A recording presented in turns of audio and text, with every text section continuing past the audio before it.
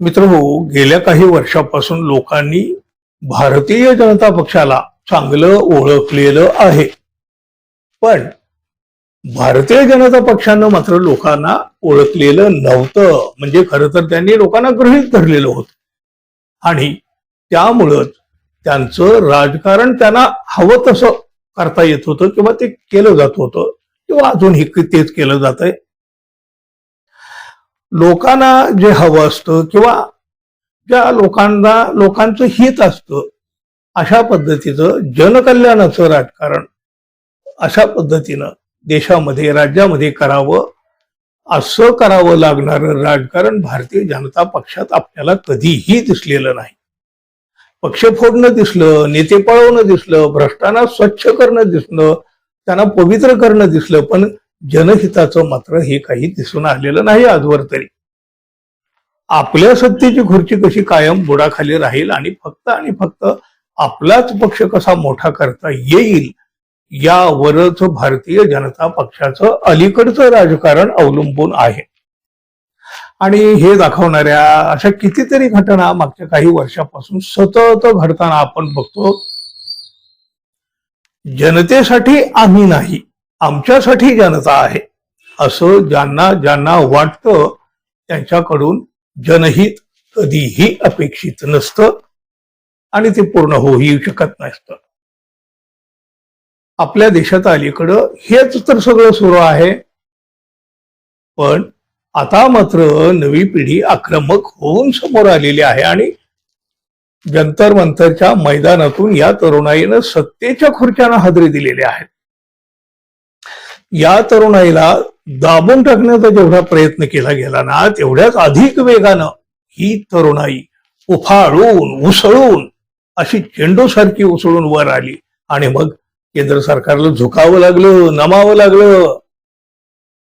अहो, काल पुण्यामध्ये झालेलं छात्रो की गुंज या कार्यक्रमाला तरुणाईचा उत्स्फूर्त प्रतिसाद लाभला. केवढा मोठा तो जोश, केवढा मोठा जल्लोष आणि केवढी मोठी उत्स्फूर्तता होती या कार्यक्रमात.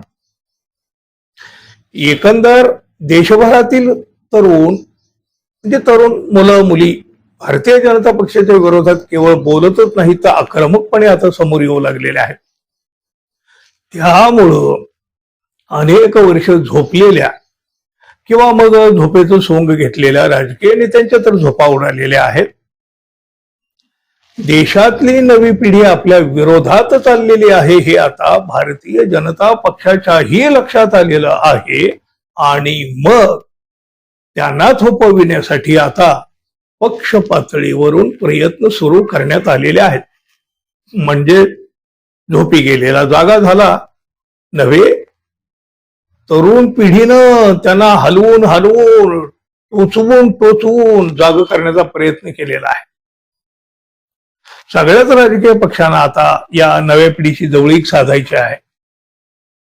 कुठल्या ना कुठल्या मार्गाने का होईना तरुण पिढी आपल्याशी कशी कनेक्ट राहील याची काळजी सध्या राजकारणामध्ये घेतली जात आहे.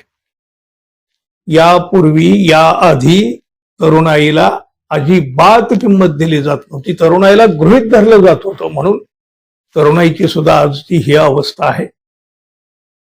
भारतीय जनता पक्षानं जैनजीशी संवाद वाढवण्यासाठी युवा संवाद पदाधिकारी पथकाची आता स्थापना केलेली आहे. पथक स्थापन म्हणजे खर तर तरुणाईच्या आक्रमणामुळे त्यांना ती करावी लागलेली आहे. त्यासाठी बड्या नेत्यांची नियुक्ती सुद्धा करावी लागलेली आहे.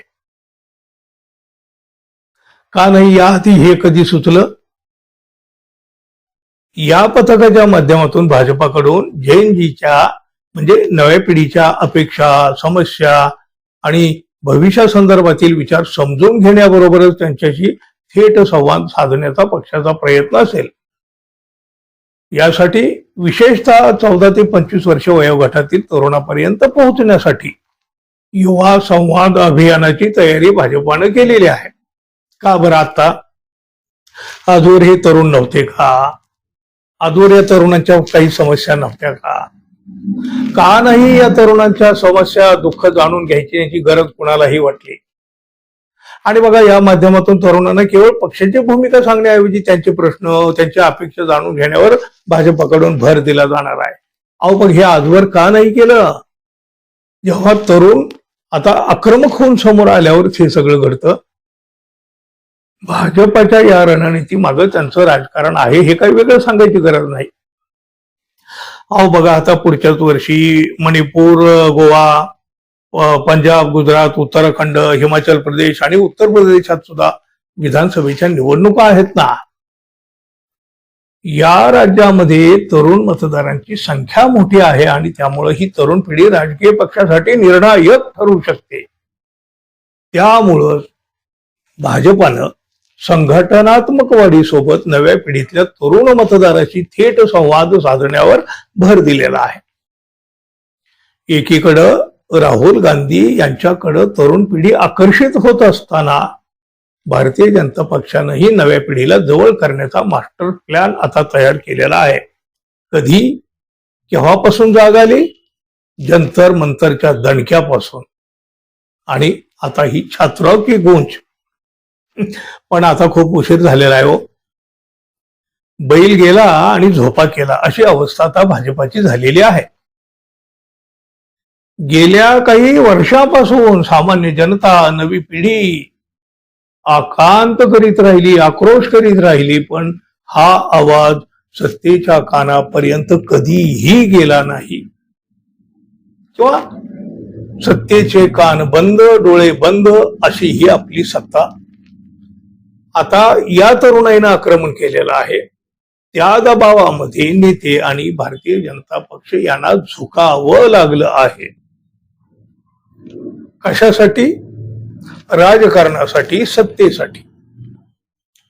नवी पिढी राहुल गांधी यांच्याकडे आकर्षित झालेली आहेच.